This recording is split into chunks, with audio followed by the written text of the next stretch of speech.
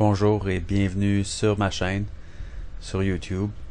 J'ai beaucoup d'intérêt à partager avec vous de l'information sur l'économie mondiale et puis surtout aujourd'hui je vais parler des peuples autochtones, sur la diversité culturelle.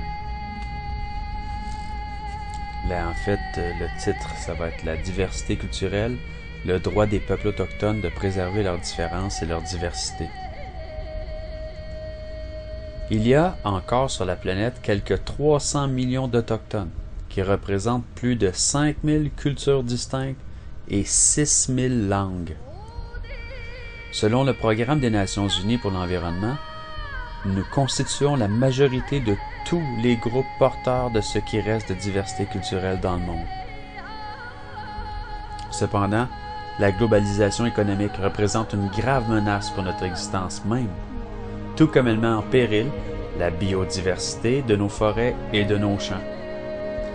Elle poursuit en fait la colonisation que nous avons subie pendant 500 ans. Par le passé, on s'est servi des épées et des fusils pour briser notre résistance et s'emparer de nos terres.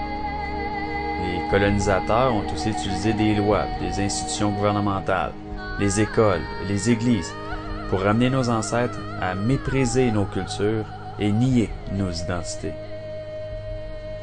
Aujourd'hui, les forces de la globalisation continuent de percevoir nos droits, nos systèmes politiques, nos systèmes économiques, nos systèmes culturels et nos connaissances comme arriérés, irréalistes et romantiques. J'ai entendu utopique, idéaliste aussi.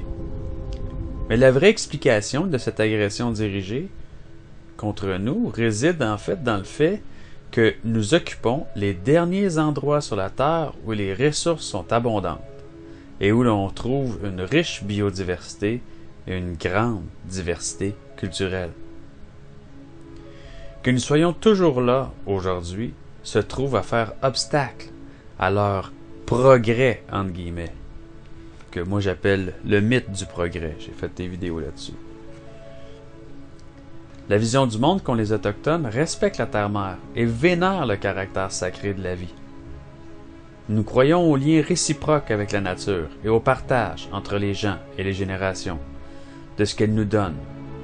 Notre identité est collective, tout comme l'est la propriété des forêts, des eaux et des terres. Ça, c'est l'opposé de l'individualisme, de la propriété privée, de la modernisation, même du capitalisme mondial.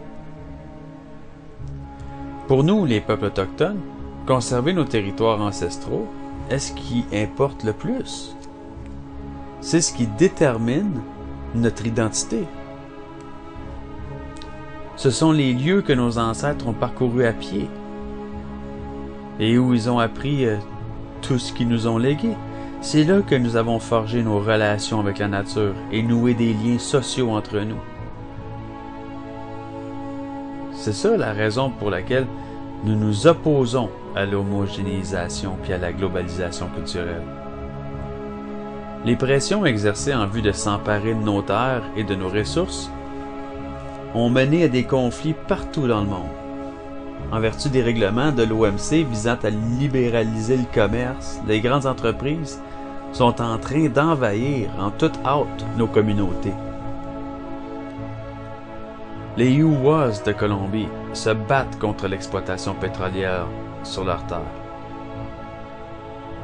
Les Pygmées du Rwanda et du Burundi luttent contre l'exploitation forestière. Les Igorot, les Mangyas et les Lumad aux Philippines s'opposent aux activités minières sur leurs terres ancestrales. Les Pénans du Sarawak, les Cris du Canada et les Mapuches du Chili luttent tous contre des projets de construction de barrages financés par la Banque mondiale. Et ce ne sont là que quelques exemples. Nos minéraux, nos arbres, nos cours d'eau et notre biodiversité ne leur suffisent pas. Maintenant, ils convoitent aussi notre savoir collectif et nos gènes humains. De grandes sociétés commerciales parcourent nos territoires à la recherche de semences que nous avons développées ou de notre connaissance de propriétés cosmétiques et pharmaceutiques de certaines plantes. Ils repartent avec ces connaissances et s'en vont chez eux faire breveter nos plantes. Cette biopiraterie s'étend même à notre structure génétique.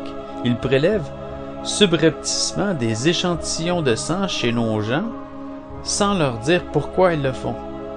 Ils appellent ça le Human Genetic Diversity Project, projet sur la diversité génétique humaine. Mais nous préférons l'appeler le projet Vampire. La biopiraterie est légitimée par l'accord sur les aspects des droits de propriété intellectuelle qui touchent au commerce, à l'ADPIC de l'OMC, qui confirme les droits qu'ont les individus comme les entreprises de faire breveter des formes de vie au mépris de nos croyances et de nos pratiques traditionnelles. Nos ancêtres nous ont dit que la terre est sacrée, que les animaux et les plantes sont nos frères et sœurs, et que c'est notre devoir de nous assurer qu'ils soient protégés pour les générations à venir. On doit appuyer notre résistance aux efforts déployés pour nous homogénéiser. Ce qui est en jeu, c'est notre droit à l'autodétermination et notre droit de préserver, si nous le voulons, notre différence et notre diversité. Les instruments juridiques qui entrent en conflit avec nos valeurs, nos cosmologies, nos modes de vie et nos droits coutumiers ne devraient pas nous être imposés par quelque instance étrangère que ce soit. C'est pas l'OMC, c'est pas au FMI puis à la Banque mondiale de décider. Nous nous battons pour le droit de nous définir nous-mêmes et celui de continuer de vivre en tant qu'autochtones sur nos terres ancestrales. Un des fronts sur lesquels nous luttons afin de nous protéger consiste à demander avec insistance aux États membres de la Commission des droits de l'homme de l'ONU d'adopter le projet de déclaration des Nations unies sur les droits des peuples autochtones. Mais il importe encore plus d'éveiller la conscience de tous, puis de tous les autochtones de la Terre, à l'importance de faire respecter leurs droits en tant que peuple distinct. Les 45 articles qui contiennent la déclaration sont tous d'une importance cruciale, mais je vais me limiter à en présenter quelques-uns. Les peuples autochtones ont le droit de disposer d'eux-mêmes. En vertu de cette loi, de ce droit-là, ils déterminent librement leur statut politique et assurent librement leur développement économique, social et culturel. C'est l'article 3, ça. Les peuples autochtones ont le droit, à titre collectif et individuel, de conserver et de développer leur spécificité et identité distincte, y compris le droit de revendiquer leur qualité d'autochtone et d'être reconnus en tant que tels. Ça, c'est l'article 8. Les peuples autochtones ont le droit d'observer et de revivifier leurs traditions culturelles et leurs coutumes. Ils ont notamment le droit de conserver, protéger et développer les manifestations passées, présentes et futures de leur culture, tels que les sites archéologiques et historiques, l'artisanat, les dessins, les modèles, les rites, les techniques, les arts visuels, les arts du spectacle et de la littérature. Ils ont aussi droit à la restitution des biens culturels, intellectuels, religieux et spirituels qui leur ont été pris sans qu'ils aient consenti librement et en toute connaissance de cause, ou en violation de leurs lois, traditions et coutumes. Ça, c'est l'article 12. Le peuple autochtone ont le droit de conserver et de développer leurs systèmes politiques, économiques et sociaux, de jouir en toute sécurité de leurs propres moyens de subsistance et de développement, et de se livrer librement à toutes leurs activités économiques, traditionnelles et autres.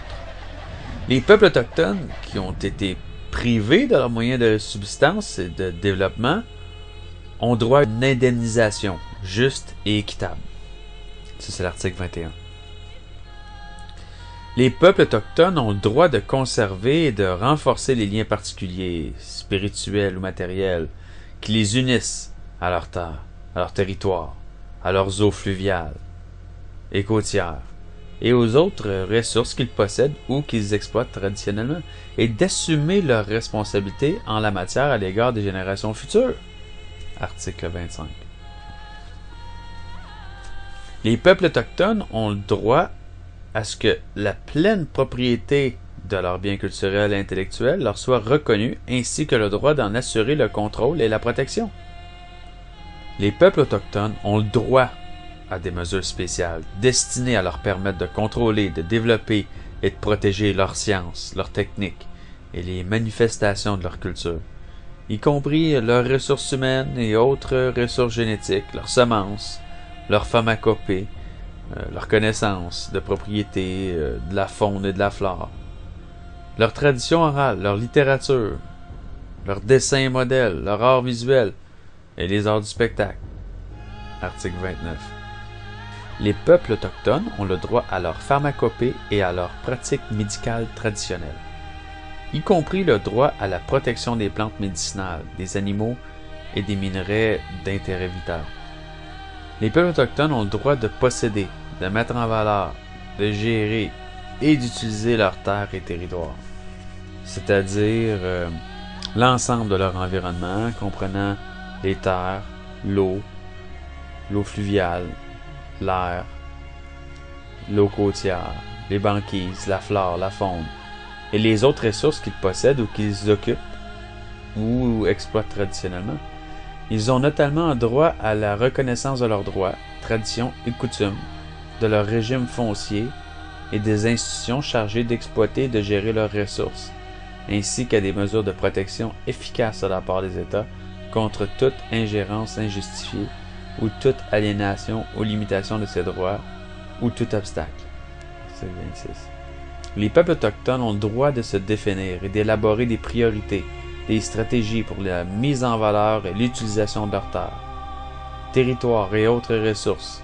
Ils ont notamment le droit d'exiger que les États-Unis obtiennent leur consentement, exprimé librement et en connaissance de cause, avant l'approbation de tout projet ayant une incidence sur leurs terres, territoires et autres ressources, notamment en ce qui concerne la mise en valeur, l'utilisation ou l'exploitation de leurs ressources minérales, ressources en eau ou autres ressources,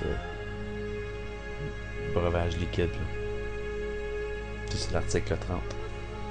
Les peuples autochtones ont le droit d'exiger que les traités, accords et autres arrangements constructifs conclus avec des États ou leurs successeurs soient reconnus, honorés, respectés et appliqués par les États conformément à leur esprit et leur but originel.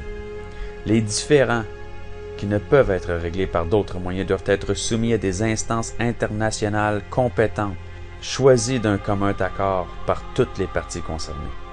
Ça, c'est l'article 36. Ces éléments, comme bien d'autres dans la déclaration de l'ONU, constituent un point de départ dans nos efforts pour protéger nos cultures et nos terres.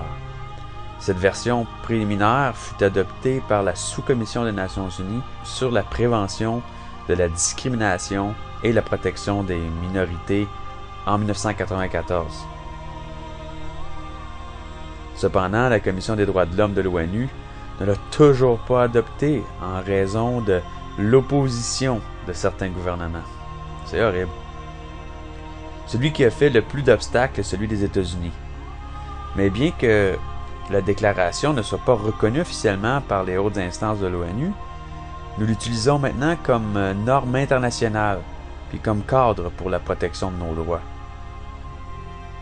Elle est en voie de faire partie, au plan international au moins, du droit coutumier sur les Autochtones. La loi sur les droits des Autochtones des Philippines, qui fut adoptée en 1997, est une copie presque parfaite du projet de déclaration. Nous sollicitons l'appui de nos amis du Mouvement pour la justice dans le monde pour qu'ils fassent pression sur les États membres de l'ONU afin qu'ils adoptent le projet de déclaration. Nous vous prions également de demander que les lois de chaque pays protègent nos droits et utilisent la déclaration comme cadre général. Notre plus grande contribution à la lutte contre la globalisation et l'homogénéisation sera pour nous de protéger et de développer encore davantage la diversité de nos cultures et notre héritage biologique, de même que les visions du monde et les systèmes politiques et économiques distincts que nous avons nourris et soutenus.